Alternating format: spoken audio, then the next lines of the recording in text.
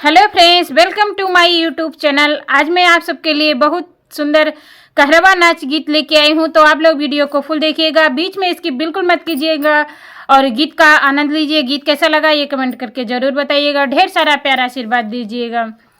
परदेसवा से आवे मोर सवारिया ना, परदेसवा से आवे मोर सवारिया ना, ननदी देखिया व भैया के डगरिया ना, ननदी देखिया व भैया के डगरिया ना, डगरिया ना हो डगरिया ना, डगरिया ना हो डगरिया ना, ननदी देखिया व भैया के डगरिया ना, ननदी देखिया व भैया के डगरिया ना। हमरा के लई है ननदी बर्फियो पेड़ा, हमरा के लई है ननदी बर्फियो पेड़ा, बर्फियो पेड़ा ननदी बर्फियो पेड़ा, तोहरा के गुड़ ही जलेबिया ना, तोहरा के गुड़ ही जलेबिया ना, ननदी देखिया व भैया के डगरिया ना, ननदी देखिया व भैया के डगरिया ना, डगरिया ना हो डगरिया ना, डगरिया ना हो डगरिया ना, ननदी देखिया व भैया के डगरिया ना, ननदी देखिया व भैया के डगरिया ना। हमरा तो लई है ननदी लहंगा यो चुनरी, हमरा तो लई है ननदी लहंगा यो चुनरी, लहंगा वो चुनरी ननदी लहंगा वो चुनरी,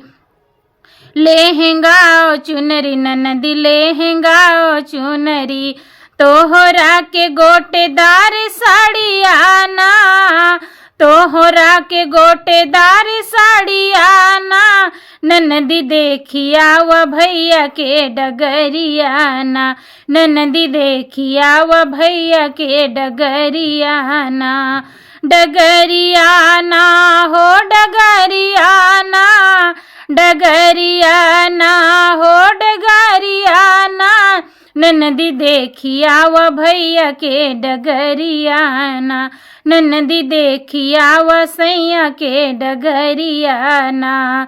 हमरा के लई है ननदी झुमका झुलनिया, हमरा के लई है ननदी झुमका झुलनिया, झुमका झुलनिया ननदी झुमका झुलनिया, झुमका झुलनिया ननदी झुमका झुलनिया, तोहरा के लाई है मुनारिया ना, तोहरा के लई है मुनारिया ना, ननदी देखिया व भैया के डगरिया ना, ननदी देखिया व सैया के डगरिया ना, ननदी देखिया व भैया के डगरिया ना, डगरिया ना हो डगरिया ना, डगरिया ना हो डगरिया ना, ननदी देखिया व भैया के डगरिया ना, ननदी देखिया व भैया के डगरिया ना, परदेसवा से आवे मोर सवारिया ना, परदेसवा से आवे मोर सवारिया ना, ननदी देखिया व भैया के डगरिया ना, ननदी देखिया व भैया के डगरिया ना।